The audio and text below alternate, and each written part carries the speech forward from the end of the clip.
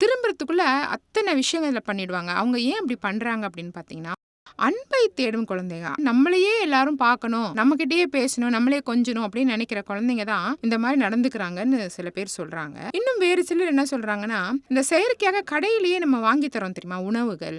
பாக்கெட்ல biscuit, chips packet, ஹோட்டல்ல வந்து ஃப்ரைட் ரைஸ் இந்த மாதிரிலாம் குழந்தைங்களுக்கு குடுக்கறதுனால, வித்தியாசமான ரசாயன பொருள் வந்து அதில கலந்துக்கிறதுனால, அந்த குழந்தைக்கு வந்து மூளையில வந்து பாதிப்பு ஏற்படுதாம். அதனால தான் அவங்க வந்து ரொம்ப அடங்காம, ரொம்ப சேட்டை பண்றதா சில பேர் சொல்றாங்க. இப்படியான குழந்தைங்கள வந்து எப்படி ஒரு ஒழுங்குமுறைக்கு கொண்டு வரது? அப்பா, அம்மா தான் முயற்சிக்க வேண்டும். வீட்ல லூட்டி அடிச்சுக்கிட்டு, அத இத உடைக்காம பாதுகாக்கிறதும் அவங்களுடைய கடமை தான். அதாவது மேல் நாட்ல பார்த்தீங்கன்னா, பெரும்பாலான தமிழ் குழந்தைங்க வெளிநாட்டுல போய் செட்டில் ஆயிடுவாங்க. அந்த மாதிரி குழந்தைங்களுக்கு அப்பா, அம்மாவோட பாதுகாப்பு மட்டும் தான் இருக்கு. பெரியவங்க வீட்ல வந்து யாருமே இருக்க மாட்டாங்க. ஏன்னா, அவங்க வந்து வெளியூர்ல இருக்கிறாங்க. அந்த மாரி இருக்கிறவங்களுக்கு சொந்த பந்தங்கள் யாரும்